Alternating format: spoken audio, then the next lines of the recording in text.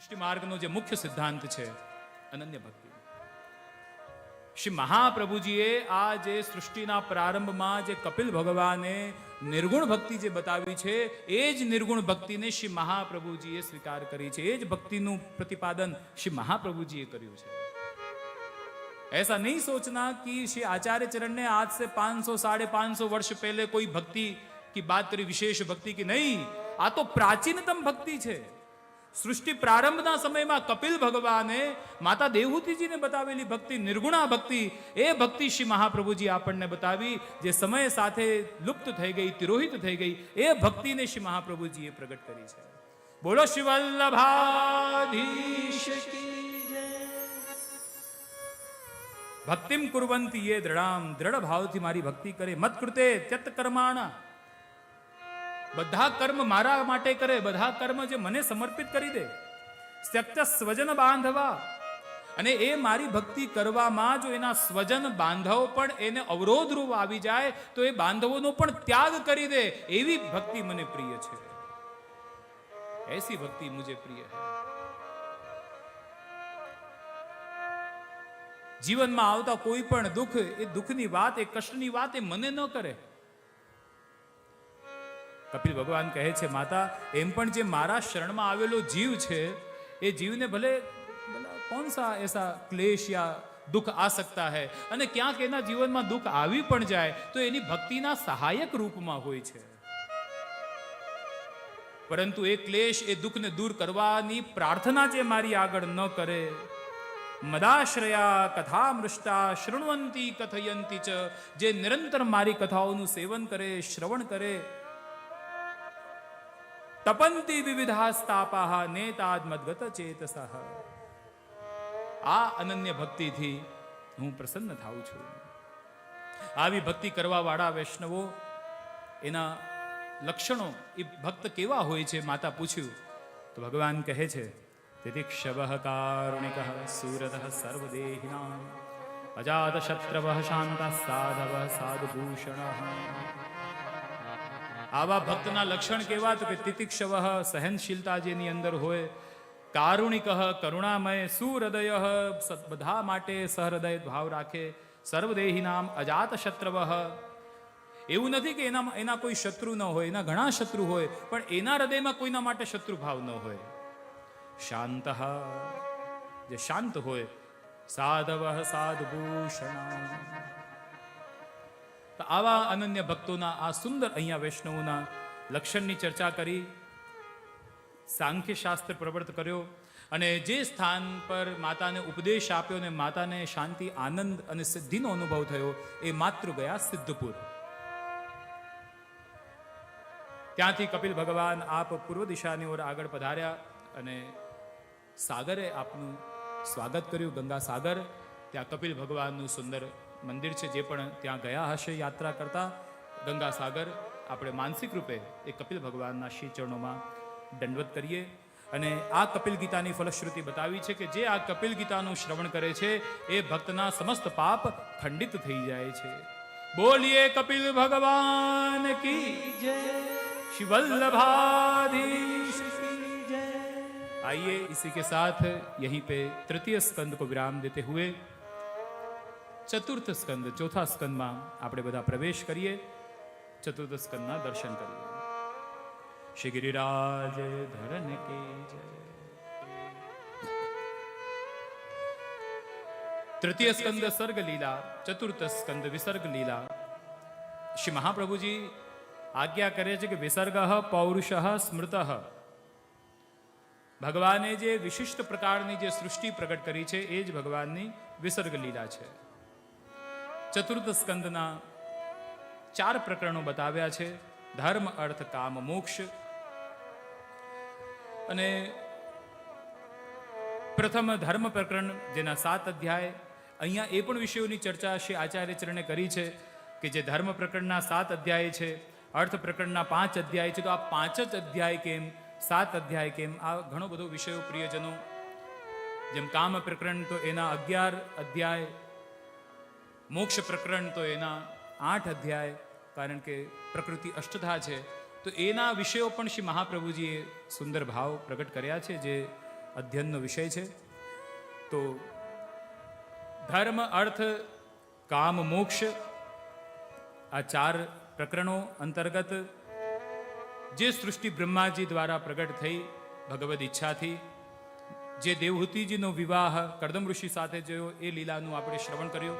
મનુ મહારાજની બીજી કન્યા આકૃતિનો વિવાહ રુચિ પ્રજાપતિ સાથે થયો અને એમના ત્યાં ભગવાનનો યજ્ઞ અવતાર થયો. અને મનુ મહારાજની જે ત્રીજી કન્યા પ્રસૂતિ એનો વિવાહ દક્ષ પ્રજાપતિ સાથે થયો અને એ દક્ષ પ્રજાપતિથી એમને 16 કન્યાઓ પ્રગટ થઈ. એ 16 કન્યાઓમાંથી 13 કન્યાનો વિવાહ દક્ષ પ્રજાપતિએ ધર્મ સાથે કર્યો. 14મી કન્યા સ્વાહાનો વિવાહ અગ્નિ સાથે થયો. એટલે અગ્નિહોમ કરતા સમયે આપણે સ્વાહા. 15મી કન્યા સ્વધાનો વિવાહ પિતૃશ્વર સાથે થયો અને દક્ષ પ્રજાપતિએ પોતાની સૌથી નાની 16મી કન્યા સતીનો વિવાહ શિવજી સાથે કર્યો. અહીંયા જે 13 કન્યાઓનો વિવાહ ધર્મ સાથે થયો અને પછી એ 13 કન્યાઓથી એક પુત્રનું પ્રાગટ્ય થયું.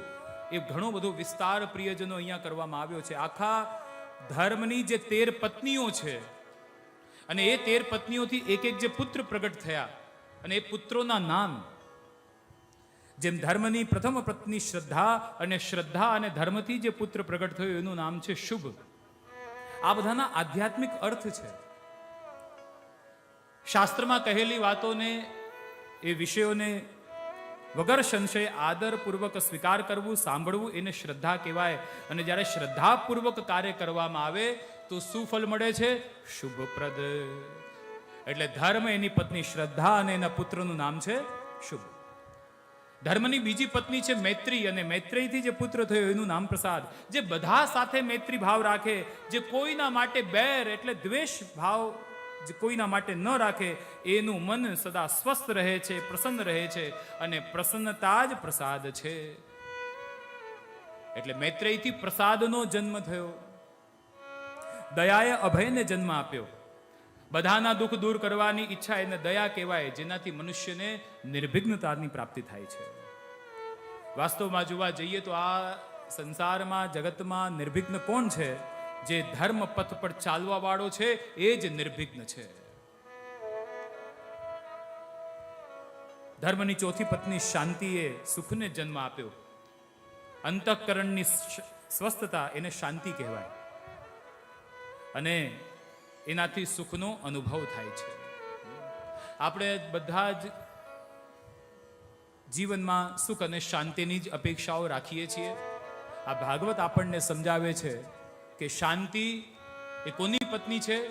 તો કે ધર્મની. એક વસ્તુ યાદ રાખજો, શાંતિ માં છે, સુખ દીકરો છે. સુખથી શાંતિ નથી, શાંતિથી સુખ છે. સાધારણ જીવ શું વિચારે?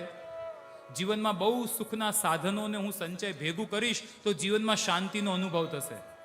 પણ સુખથી શાંતિ નથી, શાંતિથી સુખ છે. શાંતિ હશે તો સુખનો અનુભવ થશે. અને શાંતિ કોની પત્ની? તો કે ધર્મની પત્ની. એટલે જ્યાં ધર્મ છે ત્યાં શાંતિ છે અને જ્યાં શાંતિ છે ત્યાં જ સુખ છે. સુખસ્ય મૂલમ ધર્મ. तुष्टि मुद को जन्म दिया, पुष्टि ने स्मय को जन्म दिया, उन्नति ने दर्प को जन्म दिया, बुद्धि ने अर्थ को, तितिक्षाए क्षेम ने, लज्जाए प्रशय ने. બહુ સુંદર પ્રિયજનો આખો આ ધર્મનો પરિવાર અને એના ઘણા સુંદર આધ્યાત્મિક ભાવ પ્રગટ કરવામાં આવ્યા છે. જે 16મી કન્યાનો વિવાહ, સતીનો વિવાહ શિવજી સાથે થયો ને ત્યાં વિદુરજીએ પ્રશ્ન કર્યો કે શિવજી આત્મારામ છે તો પણ દક્ષ સાથે એમને વેર કેમ થયો? વિદુરજીએ મૈત્રીજીને પ્રશ્ન કર્યો કે દક્ષ સાથે વેર થવાનું કારણ શું? અને પછી એ કથાનો વિસ્તાર કર્યો કે દક્ષને એક વખત પ્રજાપતિઓનો પ્રમુખ બનાવી દીધો અને જ્યાં પ્રમુખ બની ગયા સત્તાનો અભિમાન એમને આવી ગયો. એક દિવસ સભા ભરેલી હતી, ત્યાં પ્રજાપતિઓના પ્રમુખ દક્ષ ત્યાં પધાર્યા તો એ સભામાં બધા ઊભા થઈ ગયા, પરંતુ બ્રહ્માજી અને શિવજી એ ઊભા ન થયા. તો આ દક્ષને બહુ ખોટું લાગ્યું કે ચલો બ્રહ્માજી તો પિતા તુલ્ય છે, મોટા છે, ઊભા ન થયા, પણ આ શિવે તો ઊભો થવું જોઈએ. મારી એમની જે દીકરી હતી એની સાથે પરણાવી છે તો મારો અનાદર કર્યો, અપમાન કર્યું. દક્ષને ન ગમ્યું અને પછી ક્રોધ આવ્યો, એમનું ગમે તેવા શબ્દ બોલવા લાગી ગયા, અનાદર કર્યો. શિવજી તો ચૂપ રહ્યા. ત્યાં શ્રાપ આપ્યો દક્ષે શિવજીને, આજ પછી જે પણ યજ્ઞ થશે એ યજ્ઞમાં શિવનો ભાગ નહીં મળે, એને નહીં બોલાવવામાં આવે. શિવજી તો કંઈ બોલ્યા નહીં, એ તો આત્મારામ છે. આપ ત્યાંથી પધારી ગયા. હવે ધીરે ધીરે જે યજ્ઞ જે થતા હતા એ યજ્ઞ થવાનું બંધ થઈ ગયું. કારણ કે કોઈ યજ્ઞ કરવા વાળો વિચારે કે શિવને બોલાવીશું તો દક્ષ ક્રોધિત થઈ જશે, ને નહીં બોલાવે તો શિવજી ક્રોધિત થઈ જાય, તો યજ્ઞ થવાનું બંધ થઈ ગયું. ઘણો સમય વ્યતીત થઈ ગયો. પછી દક્ષ પ્રજાપતિએ વિચાર્યું કે કોઈ યજ્ઞ નથી કરતો તો હું આયોજન કરું. સુંદર યજ્ઞનું આયોજન કર્યું, બધાને બોલાવ્યા, શિવજીને ન બોલાવ્યા. આકાશ માર્ગથી દેવગણો જઈ રહ્યા છે, સતી જુએ છે. પૂછ્યું ક્યાં જાઓ છો? તો કે દક્ષના યજ્ઞમાં જઈએ છીએ. આ સતીને ખબર પડી કે પિતાના ઘરમાં યજ્ઞ છે, તો આને ત્યાં જવાની આતુરતા થઈ. પરંતુ હવે શિવજી તો રિસાઈને બેઠા છે, હવે ઈ જાય નહીં તો આ કઈ રીતે જાય? મનમાં જિજ્ઞાસા થઈ કે નહીં, પિતાને ત્યાં યજ્ઞ થઈ રહ્યો છે, અને પિતાને ત્યાં યજ્ઞ હોય તો દીકરી તો પહેલા આવે ને, એનાથી તો એની શોભા છે, એનાથી તો એનો આનંદ છે. આના સતીના મનમાં બહુ ભાવ થયો કે જાઉં, પરંતુ કઈ રીતે? આજ્ઞા વગર ડરતા ડરતા સાવધાનીથી શિવજીને પૂછ્યું કે નાથ, પિતાને ત્યાં યજ્ઞનું આયોજન છે, આપની શું આજ્ઞા છે? शिवजी कहे कि उन्होंने हमको बुलाया ही नहीं तो हम कैसे जाएं? तो कि उनको बुलाने की क्या, वो तो बड़े हैं, चलो वो भी मान ले बड़े हैं, बुलाने की आवश्यकता नहीं है, लेकिन वो चाहते ही नहीं है कि हम वहां पे आए, तो फिर कैसे जाएं? એ ઈચ્છા જ ન રાખતા હોય, ચાલો મોટા છે એ વાત સ્વીકાર, પરંતુ એ ઈચ્છા જ ન રાખે કે અમે ત્યાં આવીએ પછી જોવાનો. સતી કહે છે નાથ, મને એક વાત કહો કે આપ ઓલા દિવસે ઊભા કેમ ન થયા? એના કરતા ઊભા થઈ ગયા હોત તો વધારે સારું, આ ખોટો ઝઘડો જ ન થાય. ઊભા કેમ ન થયા? શિવજી કહે ઊભો થઈને, એ દક્ષ એ અભિમાનનું પ્રતીક છે, અને ઊભો થઈને એના અભિમાનને હું પોષણ આપવા નથી માંગતો, એટલે મેં તો એના દયા ઉપર કરી. એ જે અભિમાની છે, દેહાભિમાની છે, એ અભિમાનને પોષણ આપવા માટે હું ઊભો ન થઈ શકું, એ મારું ધર્મ નથી, એટલે ઊભો ન થયો. તો કે હવે શું આપ આજ્ઞા આપો તો હું કે ન જાઉં તો સારું, પર કે કહેતા પિતાને ત્યાં યજ્ઞ છે, કેટલા વખત પછી આવ્યો છે, મારી બધી બહેનો આવી હશે ને હું ન જાઉં સારું લાગે? શિવજીએ સમજાવ્યા, પણ શિવજીનું એ ન હાયલું. એમનું એ, કારણ કે આ હઠ, સ્ત્રી હઠ, અરે સ્ત્રી ધારી લે ને તો વાત કરવા જેવી નથી. એ શક્તિ છે, એટલે ગલત અર્થમાં નહીં લેતા. હું તો આ બધા સ્ત્રી શક્તિના હકમાં બોલું છું.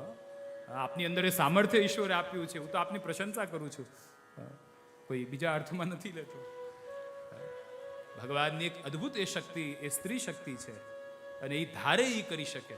આપ ચાહો ને કે આપના ઘરમાં ધર્મ, સંસ્કાર, સેવા, સત્સંગ થવું જોઈએ, તો અવશ્ય આપના એ ઘરમાં થાય. આપનો પતિ પણ એની સાથે જોડાઈ જાય. જો સ્ત્રી ધારે તો.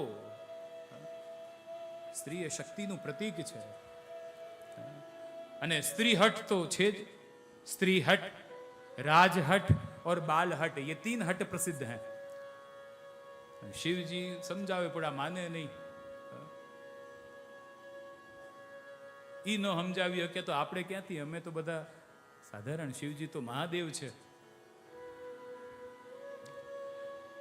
એટલે છે ને સિમ્પલ નિયમ રાખવાનો ગ્રહસ્થ જીવન જીવવા માટે, કે જ્યારે પત્ની બોલતી હોય ત્યારે પુરુષોએ મૌન રહેવું. આ બહુ ગંભીરતાથી સમજજો, ખાસ પુરુષ વર્ગ માટેનો, બહેનો માટે નહીં. પુરુષ વર્ગ માટે જ્યારે પત્ની બોલતી હોય, સ્ત્રી બોલતી હોય, ત્યારે પુરુષોએ મૌન રહેવું જોઈએ.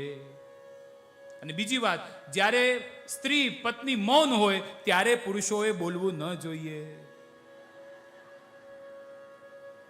સમજી ગયા? એટલે ચૂપ રહેવું જોઈએ. ઈ જ્યારે મૌન હોય ત્યારે આપણે ન બતાવવું, આપણે બતાવાય નહીં, એટલે આપણે ત્યારે ચૂપ રહીએ એમાં સારું. અને ઈ જ્યારે બોલતી હોય ત્યારે આપણે મોંને સાંભળી રહેવાનું. હા હા હા. આ ગ્રહસ્થ ભાગવતમાં બધું જાણવા મળે, બધું. ભાગवत तो गृहस्थ जीवन कैसे जीना. किसी को प्रेम पत्र लिखना हो तो आप रुक्मणी जी ने पत्र लिखा, आप वो देख लो. किसी को प्रेम पत्र कैसे संबोधन करना हो वो भी भागवत में मिलेगा. भागवत में शू नहीं, संपूर्ण आ तो ક્યાં હતા આપણે? આમાં પાછું છે ને આમ આનંદમાં ને ક્યાં ને ક્યાં નીકળી જઈએ ને આ પાછો સમય આ કાંટા એટલે જ વાગે. ઘડિયાળના શું કહેવાય હોય ને કાંટા, આમ ને આમ ફરતું રહે. કાંટા એટલે જ કહેવાય કે વાગે આપણને, કારણ કે આ સમય જેમ નજદીક આવે એમ તો હજી આગળ જવાનું, હજી આગળ ઘણું બાકી છે. સતી ન માન્યા. પછી શિવજી ઠીક છે જેવી આપની ઈચ્છા, અને કે આ નંદી ઉપર આપ પધારો. और फिर नंदी पे सवार होकर सती गई अपने पिता के यज्ञ में, અને ત્યાં પિતાના યજ્ઞમાં જ્યારે આપ પહોંચ્યા, વિશાળ યજ્ઞનું આયોજન, ઘણા એમના પરિવારના બધા બહેનો અને બધા ઉપસ્થિત. પરંતુ પિતાના ભવનમાં જઈને શું જોયું? પત્નીએ માતાએ એમને આદરથી બોલાવ્યા, લેકિન પિતાના ક્રોધના લીધે, એના ભયના લીધે જે સન્માન, જે સત્કાર એમનું થવું જોઈએ એ સતીનું ન થયું. સતીને દુઃખ વિશેષ એ વાતનો થયો કે આટલું મોટું આ યજ્ઞ ને એમાં મારા નાથ એના સ્વામીની અવગણના કરવામાં આવી. બધાને બોલાવ્યા પણ આમને ન બોલાવ્યા. આવીને કહેવા લાગ્યા, અરે પિતાજી, આપે મહાદેવ એ શિવ સાથે આપે દ્વેષ કર્યો, જેના માટે કોઈ શત્રુ કોઈ પ્રિય એવું છે નહીં, એ તો આત્મારામ છે, આપે એના માટે દ્વેષ કર્યો. સતીને બહુ દુઃખ થયું જ્યાં એમના પતિનું અનાદર થતા જોયું, અને ત્યાં જ એમને પોતાના ચરણથી એક યોગાગ્નિ પ્રગટ કરી, અને એ યોગાગ્નિથી એ સતીએ આત્મદાહ કર્યો.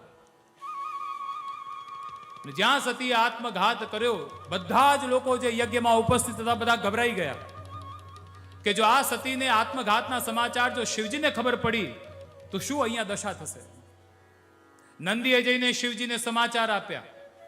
શિવજીને ક્રોધ આવ્યો, પોતાની જટા ખોલી અને એમાંથી વીરભદ્ર પ્રગટ થયો, તાંડવ નૃત્ય કરવા લાગી ગયા.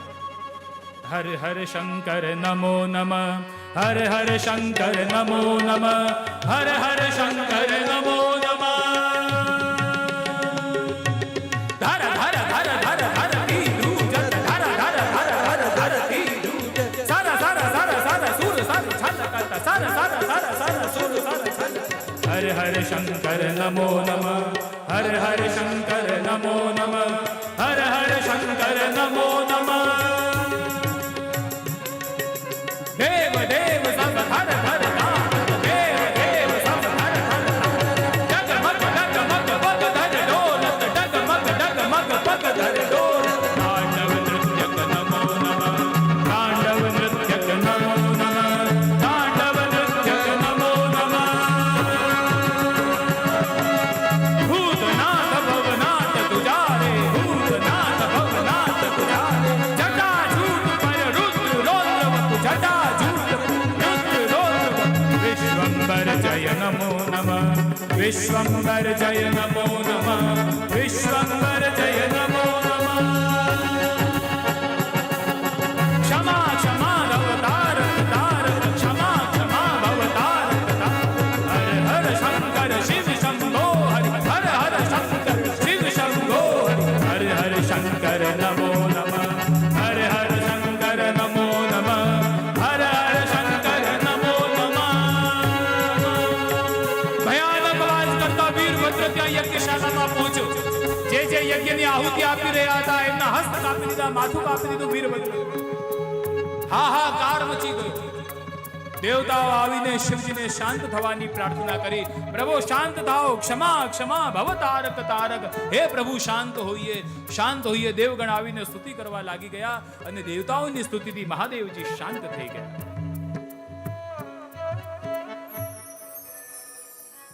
શિવજી પ્રસન્ન પણ જલ્દી થઈ જાય અને ક્રોધ પણ એમને ખૂબ જલ્દી આવી જાય.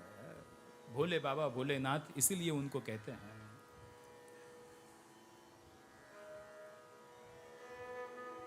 દક્ષ યજ્ઞનું વિધ્વંસ, જે આપણે વાત કરી ચતુર્થ સ્કંદમાં ધર્મ અર્થ કામ મોક્ષ, જે આ 4 પ્રકરણો છે એમાં સુંદર લીલાના માધ્યમથી ધર્મ પુરુષાર્થ, અર્થ કામ મોક્ષ પુરુષાર્થનું વર્ણન કરવામાં આવ્યું છે. જેમાં ધર્મ પુરુષાર્થ અંતર્ગત આ દક્ષ યજ્ઞનું જે વિધ્વંસ, એ કથાનું નિરૂપણ, જેનાથી એ સિદ્ધાંત આપણે સમજવાનું છે કે કોઈ પણ ધર્મપ્રદ કાર્ય જો અભિમાનમાં આવીને કરવામાં આવશે તો પછી એ કાર્ય સફળ નહીં થાય. જેમ દક્ષે જે યજ્ઞ કર્યો અભિમાનમાં આવીને કર્યું. હવે એ અભિમાનમાં આવીને કોઈ યજ્ઞ કરે, કોઈ પણ આયોજન કરે, તો એ કાર્ય ફલીભૂત નથી થતું.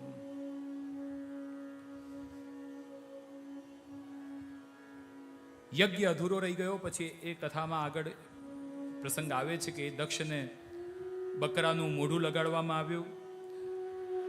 બકરો, આપ જુઓ, બકરો પણ કેવો હોય, અભિમાનનું જ પ્રતીક છે ને. बकरा क्या बोलता है? मैं. बोलो तो सही, कैसे बोलता है? यूं तो मैं करते ही रहते हो पूरा दिन. बकरो शू बोले? मैं.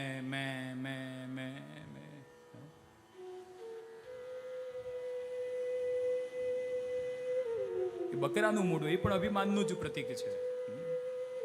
બહુ સુંદર શબ્દો લખ્યા કવિએ. મત કર તું અભિમાન प्यारे, मत कर तू अभिमान.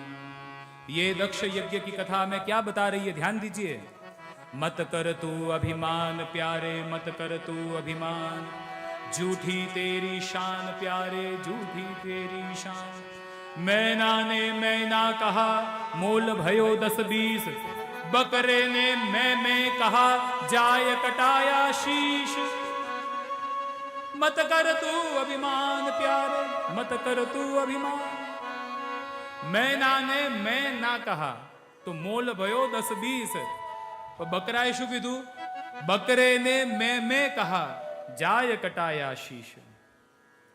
फक्र बकरे को हुआ, मेरे सिवा कोई नहीं. इस जहां में मैं ही मैं हूं, दूसरा कोई नहीं. फेर दी गर्दन पर छुरी, फिर कोई कसाब ने, कसाब.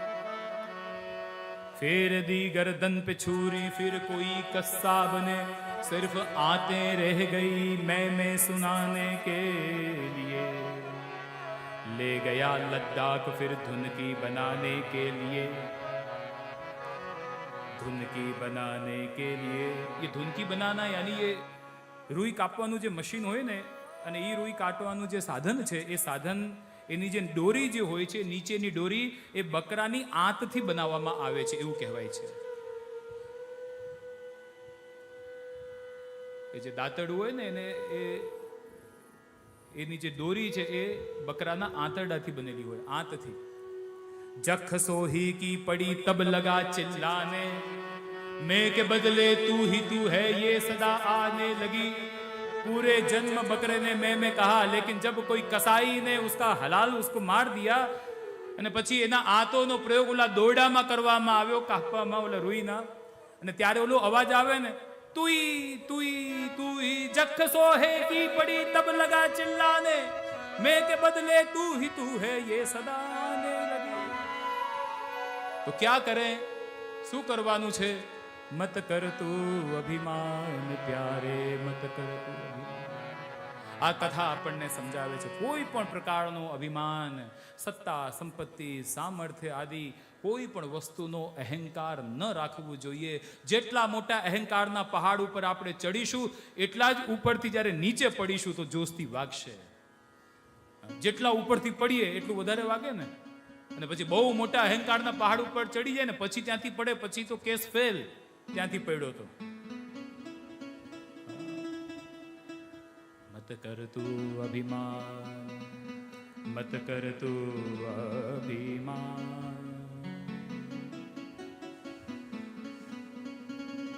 तो धर्म प्रकरण में ये दक्ष यज्ञ की कथा અને દૈન્ય ભાવ રાખવો એ જ આનો સિદ્ધાંત છે. આગળ અર્થ પ્રકરણમાં સુંદર પ્રિયજનો ધ્રુવજીનું ચરિત્રનું વર્ણન કરવામાં આવ્યું. જે મનુ મહારાજના 2 પુત્ર ઉત્તાનપાદ અને પ્રિયવ્રત, એ ઉત્તાનપાદની 2 પત્નીઓ સુનીતિ અને સુરુચિ, જેમાં સુનીતિના પુત્રનું નામ ધ્રુવ અને સુરુચિના પુત્રનું નામ ઉત્તમ. આ બધી કથાઓના આધ્યાત્મિક અર્થ છે. उत्तानपाद राजा એટલે કે प्रत्येक जीव, उत्तानपाद, पाद यानी चरण, उत्तान यानी जिसके चरण ऊपर है और सिर नीचे है. माना गर्भમાં બાળક કઈ રીતે હોય? માથું નીચે અને પગ ઉપર. એટલે પ્રત્યેક જીવ ઉત્તાનપાદ છે. અને પ્રત્યેક જીવ ઉત્તાનપાદ છે ને એની 2 રાનીઓ છે, એક છે સુરુચિ અને એક છે સુનીતિ. આપણા જીવનમાં પણ બે માર્ગ આવે છે, એક સુરુચિનો માર્ગ આવે છે અને બીજો સુનીતિનો માર્ગ આવે છે. આ ઉત્તાનપાદ રાજાને સુરુચિ માટે વધારે પ્રેમ છે. આપણને સુનીતિનો માર્ગ કઠિન લાગે. આપણી સ્થિતિ આપ જુઓ ને, એવું જ છે ને. સુરુચિનો માર્ગ આપણને પોતાની તરફ ખીંચે છે અને સુનીતિનો માર્ગ, અરે આ તો બહુ કઠિન છે, આ તો ન થાય, આ ન થાય. ઉત્તાનપાદને સુરુચિ માટે પ્રેમ છે. એનો પુત્ર ઉત્તમ એક દિવસ એમના પિતાના ખોડામાં બેસીને રમી રહ્યો હતો. ત્યાં ધ્રુવજીએ જોયું, જે 4-5 વર્ષના છે, જે સુનીતિના પુત્ર છે, એમને પણ ઈચ્છા થઈ કે પિતાના ખોડામાં બેસું. પિતાએ એમને જ્યાં ખોડામાં લીધા તો સુરુચિએ એને ઠપકો આપ્યો નીચે ઉતારીને કે પિતાના ખોડામાં તારે બેસવું છે, તારે સિંહાસન પર બેસવાની ઈચ્છા છે, તો જા પેલા તપ કર અને તપ કર અને ત્યાં ભગવાન જો કદાચ તારા ઉપર પ્રસન્ન થઈ જાય, વર માંગવાનું કે તો એમ કહેજે કે મને સુરુચિના ગર્ભથી જન્મ આપજો, ત્યારે તું આ સિંહાસન ઉપર બેસી શકે. નાના ધ્રુવ રડતા રડતા એની મા પાસે આવ્યા, સુનીતિ પાસે, અને માને બધી વાત કરી. સુનીતિ કહે છે, બેટા એમાં રડવાની કોઈ એમાં વાત નથી, એમાં સાચું જ કહ્યું છે ને, સાચી શિક્ષા આપી છે. આ જો સુનીતિ, જ્યાં આવી સુનીતિ જેવી માં હોય ને ત્યાં ધ્રુવ જેવા પુત્ર હોય. દુશ્શીલો માતૃદોષેન પિતૃદોષેન મૂર્ખતા कार्पण्यम वंश दोषेन आत्मदोषात दरिद्रता. माता के दोष के चलते जो पुत्र है वह चरित्रहीन होता है, दुश्शीलो. પિતાના દોષના લીધે બાળક મૂર્ખ બને છે. કુલ પરંપરાના દોષના લીધે બાળક ડરપોક થાય છે અને આત્મદોષાત દરિદ્રતા, સ્વયંના દોષના લીધે બાળક દરિદ્ર બને છે. એ તો બીજી કોઈ માં હોય તો એની પાસે નહીં જવાનું, એ તો આવું જ બોલે, એ તો એવી જ છે, કર્કશ છે, આમ તેમ. પરંતુ એ સુનીતિ હે કે ના બેટા, એ બરોબર કહ્યું, તપ કરવું, ભગવાનને પ્રસન્ન કરવું એ આપણું કર્તવ્ય છે, આપણું ધર્મ છે. બેટા એમ કરતું વનમાં તપ કરવા માટે નીકળી જા. માં હું એકલો ક્યાં, મારા આશીર્વાદ છે, ભગવાન તારી સાથે છે. ભગવત ભજનની શિક્ષા માએ આપી. જ્યાં આવી માં હોય ને બાળકને શિક્ષા આપવા વાળી, ત્યારે જ તો હજારો વર્ષ વીતી જાય. ધ્રુવનું ચરિત્રનું ગાન આજે પણ આપણે કરીએ છીએ, હે ને, કારણ કે એની માતા સુનીતિ છે. એટલે આપણા બાળકને સંસ્કાર પ્રિયજનો, માતા અને પિતા એ પ્રમુખ, એ મુખ્ય અંગ છે. જેટલું બની શકે આપણા બાળકોને સારા સંસ્કાર આપો નાનપણથી. જેટલું આપણે લૌકિક વિદ્યા માટે એને પ્રવૃત્ત કરીએ છીએ, એવી રીતે આપણી આધ્યાત્મિક શિક્ષા માટે, સેવા માટે, ધર્મ માટે એને પ્રેરિત કરો બાળકોને. આ ગોવિંદકુંજ હવેલી ટૂંક સમયમાં જ હવે અહીંયા બાળકોની પાઠશાળા પ્રારંભ થવાની છે. અને આપ માતા પિતાને જેટલા પણ વૈષ્ણવ અહીંયા બેઠા છે, ખાસ અમારો આગ્રહ કે જ્યારે પણ એની રૂપરેખા આપને ખબર પડે. હવે રૂપરેખા કઈ રીતે ખબર પડશે? તો જેને પણ ઈચ્છા હોય ત્યાં આપણું નામ લખાવી લેવાનું કે મારા બાળકને અમારે પાઠશાળામાં મોકલવું છે, જ્યારે પણ પ્રારંભ થાય અમને જણાવજો.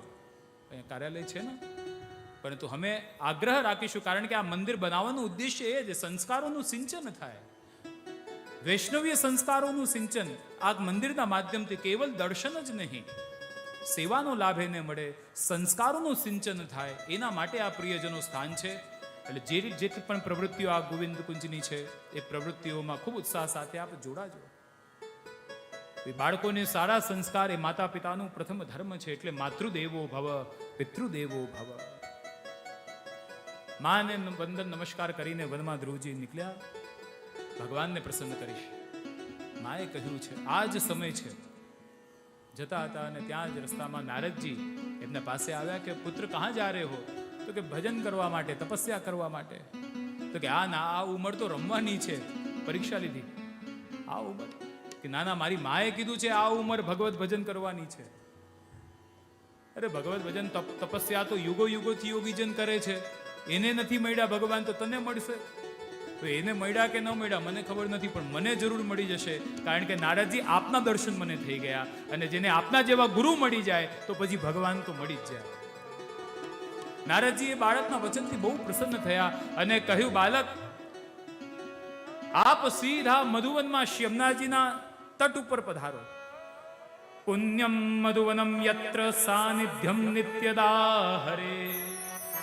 આપ મધુવનમાં જ્યાં યમુનાજી છે તત્રાત ગચ્છમ ભદ્રમ તે યમુનાયાસ તટમ શુચિઃ. જ્યાં યમુનાજીના તટ ઉપર મધુવનનું જે દિવ્ય સ્થાન છે, જ્યાં ભગવાન નિત્યદા વિહાર કરે છે, એ દિવ્ય સ્થાનમાં જઈને આપ આજે હું મંત્ર આપું છું, એ મંત્રનું સ્મરણ જપ કરો. જલ્દીથી આપની ઉપર ઠાકોરજીની કૃપા થશે. નારદજીએ સુંદર દ્વાદશાક્ષર મંત્ર આપ્યો. ધ્રુવજી આપ સીધા મધુવનમાં પધાર્યા અને ગુરુના બતાવેલા મંત્રનું જપ કરવા લાગી ગયા. ઓમ નમો ભગવતે વાસુદેવાય. ઓમ નમો ભગવતે વાસુદેવાય. ઓમ નમો ભગવતે વાસુદેવાય.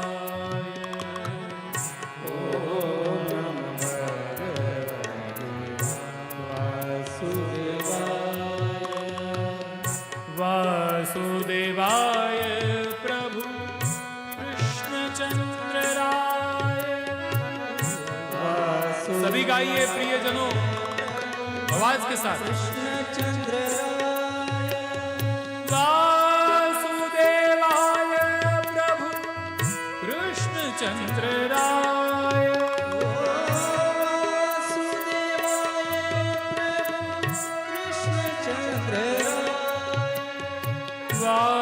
वासुदेवाय प्रभु कृष्णचंद्र राय.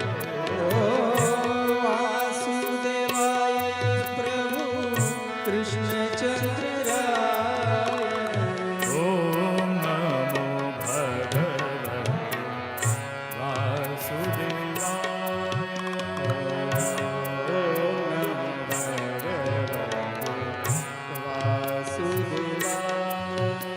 પ્રથમ માસમાં 3 દિવસનો સંકલ્પ લીધો. એક આસન ઉપર બેસીને કેવલ ફલાહારનું સેવન કરે છે અને ગુરુના બતાવેલા મંત્રનું સ્મરણ કરે છે.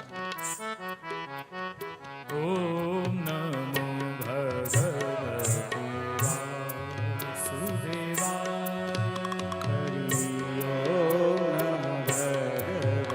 બીજા માસનું પ્રારંભ થયું. ધ્રુવજીએ 6 દિવસનો સંકલ્પ લીધો. ફલાહારનો ત્યાગ કરી દીધો. કેવલ પત્રનું જલનું ભક્ષણ કરી રહ્યા છે અને ગુરુના બતાવેલા મંત્રનું નિરંતર જપ કરે છે. ઓમ નમો ભગવતે વાસુદેવાય.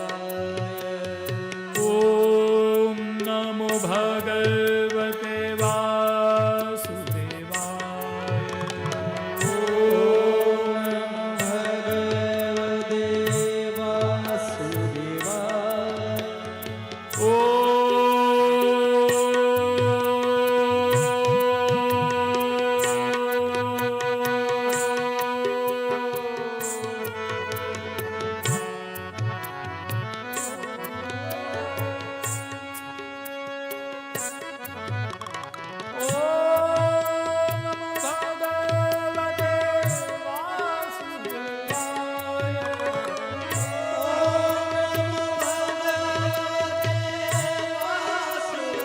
જપ કરતા કરતા 2 માસ પૂરા થયા. ત્રીજો માસ પ્રારંભ થયો.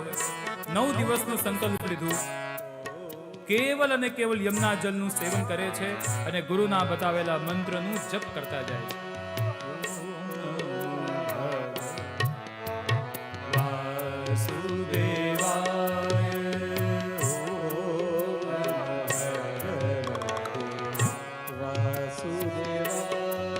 ચોથો મહિનો પ્રારંભ થઈ ગયો. 3 માસ પૂરા થઈ ગયા.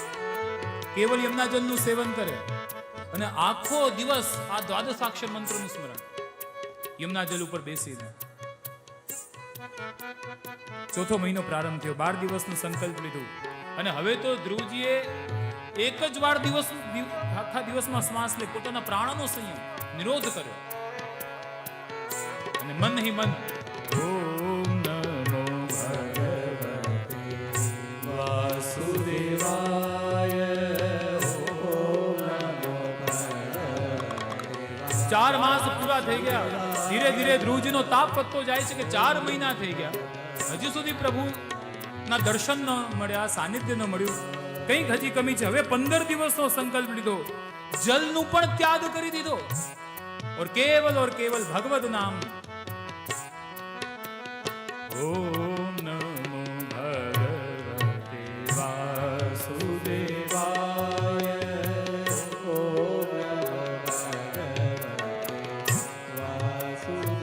સ્મરણ કરતા કરતા 5 મહિના પૂરા થઈ ગયા, 6ઠો માસ પ્રારંભ થઈ ગયો. ધ્રુવજીના હૃદયમાં એટલો તાપ હૃદયમાં થયો. 6 માસ પૂરા થવા આવ્યા.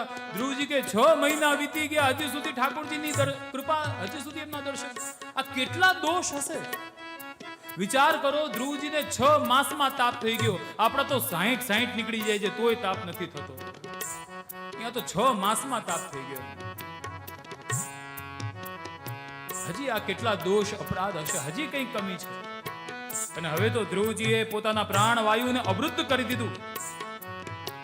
અને જ્યાં ધ્રુવજીએ પ્રાણવાયુને અવરુદ્ધ કર્યું ત્યાં આખા બ્રહ્માંડમાં બધાના પ્રાણવાયુ અવરુદ્ધ થવા લાગી ગયા. અને દેવતાઓ આવીને ભગવાનને કહે છે, પ્રભુ આપના ભક્તને દર્શન આપો. આખું બ્રહ્માંડ સ્થિત થઈ ગયું, રોકાઈ ગયું. ભક્તની અંદર એટલું સામર્થ્ય છે. ભગવાન કહે, ભક્તના દર્શન કરવા માટે હું જઈશ. ભગવાન આપ પધાર્યા. ધ્રુવજી સામે આપ ઉભા રહી ગયા. नेत्र खोलो. ध्रुव जी ने नेत्र खोले तो प्रभु सन्मुख में खड़े हुए आप सामने. ध्रुव जी की वाणी स्तब्ध हो गई. एमनी वाणी रोकाई गई कि શું બોલું, કઈ રીતે એમની સ્તુતિ કરું. ઇન્દ્રિય એમની શિથિલ થઈ ગઈ. ભગવાને પોતાનો શંખ એમના કપોલ ઉપર સ્પર્શ કરાવ્યો. ભગવદ સ્પર્શથી શંખ શ્રી યમનેજુ જાનો. પુષ્ટિ માર્ગમાં શંખની જે ભાવના છે યમુનાજીનું સ્વરૂપ છે. શંખ શ્રી યમનેજુ જાનો. અને એમ પણ યમુનાજીના સાનિધ્યમાં જ આમણે તપસ્યા કરી તો યમુનાજીની કૃપા આમને થઈ. ને જ્યાં વાણી સ્તબ્ધ થઈ ગઈ ત્યાં ઠાકોરજીએ પણ યમુનાજીને કહ્યું કે આ આપનો જીવ આવ્યો છે તો આપ જ એની ઉપર કૃપા કરો. તો જ્યાં એ શંખનો સ્પર્શ ધ્રુવજીને કરાવ્યો અને ધ્રુવજીની વાણી સ્ફુરિત થઈ અને સ્તુતિ કરી. યોંતઃ પ્રવિશ્ય મમ વાચમ ઇમામ પ્રસુપ્તામ સંજીવયત કિલ શક્તિધર સ્વધામ્ના અન્યાશ્ચ હસ્તચરણ શ્રવણત્વગારિ પ્રાણાન નમો ભગવતે પુરુષાય તુભ્યમ. हे अखिल शक्तिधारी, हे प्रभु, जितनी भी शक्तिमान है उनमें शक्ति स्थापित करने वाले आप ही हैं. मारी तो वाणी सर्व इंद्रिय चेष्टा रहित થઈ ગઈ હતી, પરંતુ આપે જ સંજીવની શક્તિના માધ્યમથી મારી ઇન્દ્રિયોને જાગૃત કરી છે.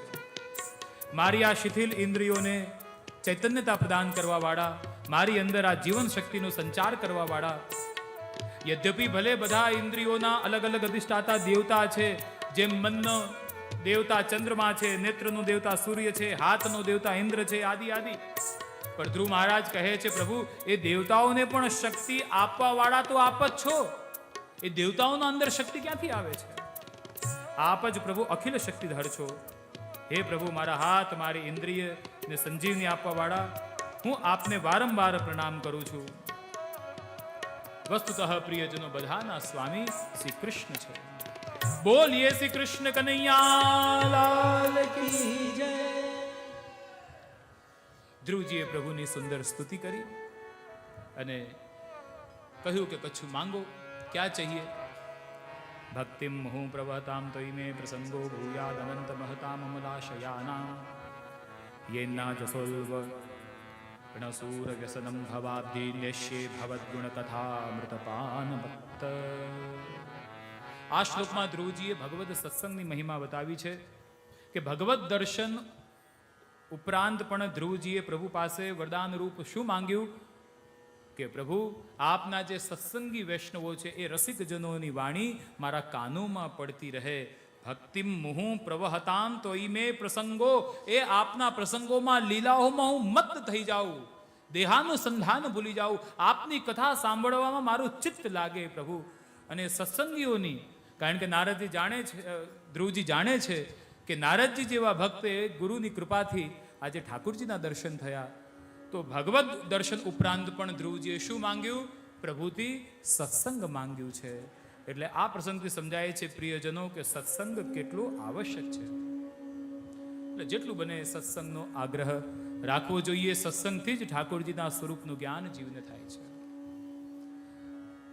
ભગવાને એ ધ્રુવ માટે ધ્રુવલોકની સ્થાપના કરી, જે કોઈને ન મળ્યું એવું અર્થ, જ્યાં નિરંતર, એ અર્થ શું છે કે જ્યાંથી નિરંતર ભગવાનના દર્શન ધ્રુવ કરે છે. જે ભગવદ આશ્રિત જે જીવ છે, ભગવાન એના માટે ધ્રુવલોક બનાવે છે. તો ધ્રુવલોક એટલે ઉપરની તમારું ઘર જ ધ્રુવલોક બની જાય, કે જ્યાંથી નિરંતર ઠાકોરજીના તમે દર્શન ને સેવા તમે કરતા રહો. આ જ ઠાકોરજીની આ જ કૃપા અને આ જ અર્થ છે. વૈષ્ણવ માટે અર્થ શું છે? એ ઠાકોરજીના દર્શન સેવા. ધ્રુવજીના આ સુંદર ચરિત્ર પ્રશ્ન ઉપસ્થિત થયો કે આ 6 માસમાં તપસ્યાના માધ્યમથી પ્રસન્ન થઈ ગયા. યુગો યુગોથી યોગીજન તપસ્યાઓ કરી રહ્યા છે, તો પણ આ ફલ તો એમને ન મળ્યું જે ફલ ધ્રુવજીને મળ્યું. તો આનું કારણ, એનું કારણ શ્રી મહાપ્રભુજી આપણને બતાવે છે. ઘના ઘન નિભે સદા ધ્રુવ પરાશરાભિષ્ટ દે. આ ધ્રુવજીએ 6 માસ શ્રી યમુનાજીનો આશ્રય લીધો, યમુના જલનું સેવન કર્યું. અને યમુનાજી કેવા છે? જીને ભૂલી જાત પિયત ને શુદ્ધ કરી દેત, પ્રેમ કે ફંદ તે ગહીજુ રાખે, જહાં યે પઠાવે વહાં વે ધાવત. શ્રી યમુનાજીના પ્રેમના ફંદથી શ્રી ઠાકોરજી બંધાયેલા છે. અને જ્યારે યમુનાજી કોઈ જીવની વિનંતી ઠાકોરજીની કરે તો ઠાકોરજી તત્કાલ એ ભક્તના મનોરથ પૂરા કરે છે. કારણ કે યમુનાજીની કાનીથી એ જીવ શરણમાં આવ્યો છે. એ સુખ જે આનંદ છે એ યમુનાજીની કાનીથી શ્રી ઠાકોરજી ભક્તને પ્રદાન કરે છે. તો શ્રી મહાપ્રભુજી સમજાવે છે કે આ જે ધ્રુવ ઉપર ઠાકોરજીની 6 માસમાં કૃપા થઈ, એનું કારણ આપણા શ્રી યમુનાજી છે, જે તુર્ય પ્રિયા છે. એવી શ્રી યમુનાજીને વારંવાર આપણે નમસ્કાર કરીએ. પ્રિયજનો, શ્રી મહાપ્રભુજી પણ સર્વપ્રથમ જે ગ્રંથનો પ્રારંભ કર્યો એમાં નમામિ યમુના મહમ સકલ સિદ્ધિ હેતુમ મુદા. જો સકલ સિદ્ધિયનકુ દેવે વારી, અલૌકિક સિદ્ધિઓ પ્રદાન કરવા વાળી એવી આપણી શ્રી યમુનાજી, શ્રી ઠાકોરજીની એ તુર્ય પ્રિયા. અને શ્રી યમુનાજીની કૃપા થાય તો આપણને એ સુખ, એ આનંદની પ્રાપ્તિ થઈ શકે. આવો પ્રિયજનો, 2 ઘડી શ્રી યમુનાજીનું સ્તુતિ કરીએ, સ્તવન કરીએ, વિનંતી કરીએ. ધન્ય શ્રી યમુના કૃપા કરે, શ્રી ગોકુલ બ્રજ સુખ આપજો. ધન્ય શ્રી યમુના કૃપા કરી, શ્રી ગોકુલ બ્રજ સુખ આપજો. બ્રજની રજમાં અહર્નિશ અમને સ્થિર કરીને સ્થાપજો. બ્રજની રજમાં અહર્નિશ મને સ્થિર કરીને સ્થાપજો. ધન્ય શ્રી યમુના કૃપા કરી, શ્રી ગોકુલ બ્રજ સુખ આપજો.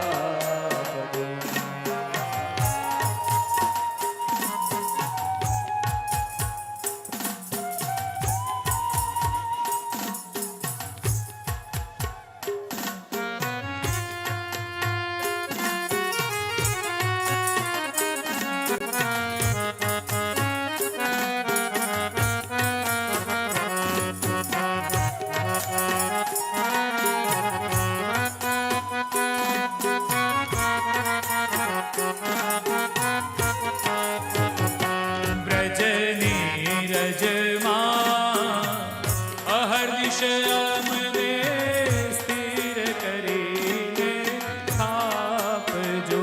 બ્રજની રજમાં અહર્નિશ મને સ્થિર કરીને સ્થાપજો. તમે મોટા છો શ્રી મહારાણી, તમે જીવતની કરુણા જાણી. તમે મોટા છો શ્રી મહારાણી, તમે જીવતની કરુણા જાણી. અમને શરણે લેજો તાણી. અમને શરણે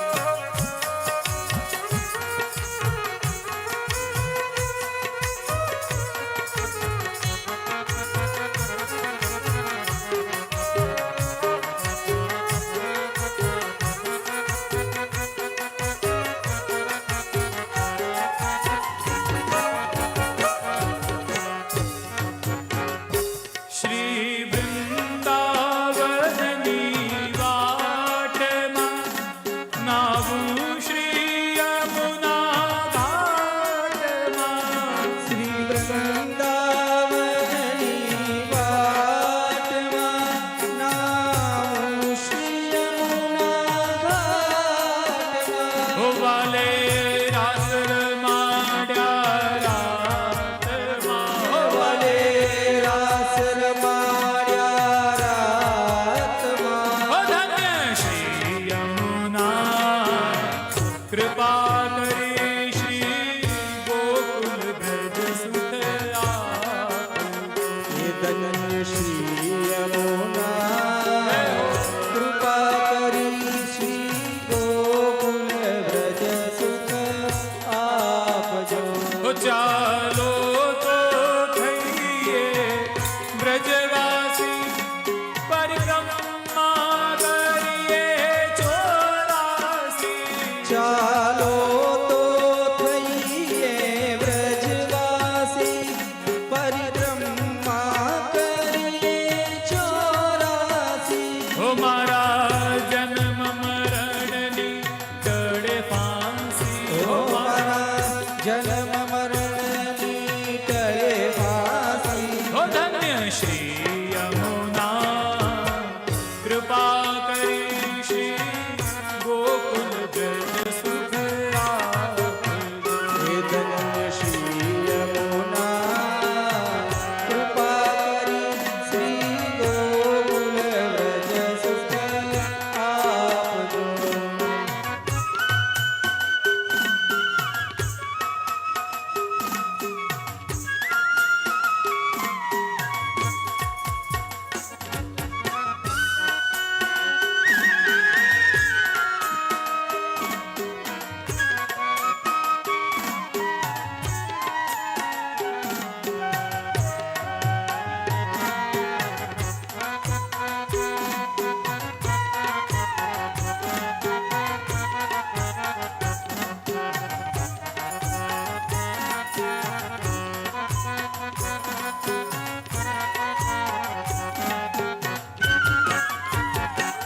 પધરાવો સાત સ્વરૂપ સેવા આરોગાવો મીઠા મેવા. હે પધરાવો સાત સ્વરૂપ સેવા. સભી ગાઈએ. આરોગાવો મીઠા મેવા. વૈષ્ણવને લાભ ઘણો દેવા. હે વૈષ્ણવને લાભ ઘણો દેવા. બ્રજની રજમાં અહર્નિશ અમને સ્થિર કરીને સ્થાપન. બ્રજની રજમાં અંશ અમને સ્થિર કરીને આપજો. ગોકુલ મથુરાની ગલીઓમાં મહારાજ મુજને પ્યાલિયા. એ ગોકુલ મથુરાની ગલીઓમાં મહારાજ મુજને ત્યાં મળ્યા. હો મારા સકલ મનોરથ સફલ થયા. હે મારા સકલ મનોરથ સફળ થયા. ધન્ય શ્રી યમુના કૃપા કરી શ્રી ગોકુલ બ્રજ સુખ આપજો. હે ધન્ય શ્રી યમુના કૃપા કરી શ્રી ગોકુલ બ્રજ સુખ આપજો.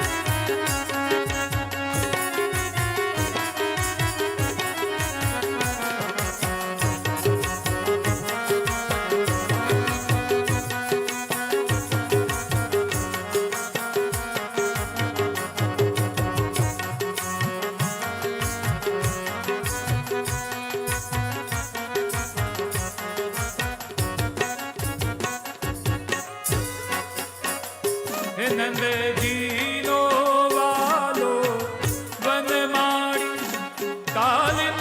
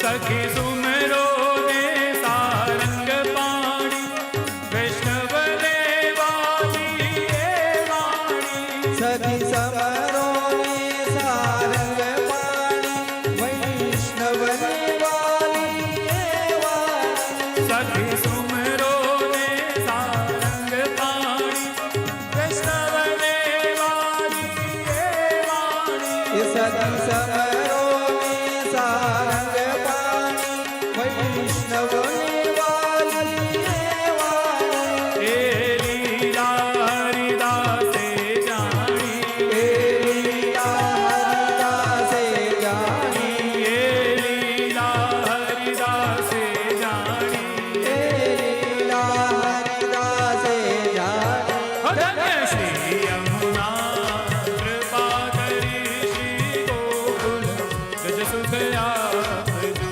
धन्य श्री यमुना कृपा करी गोकुल व्रज सुख आपजो।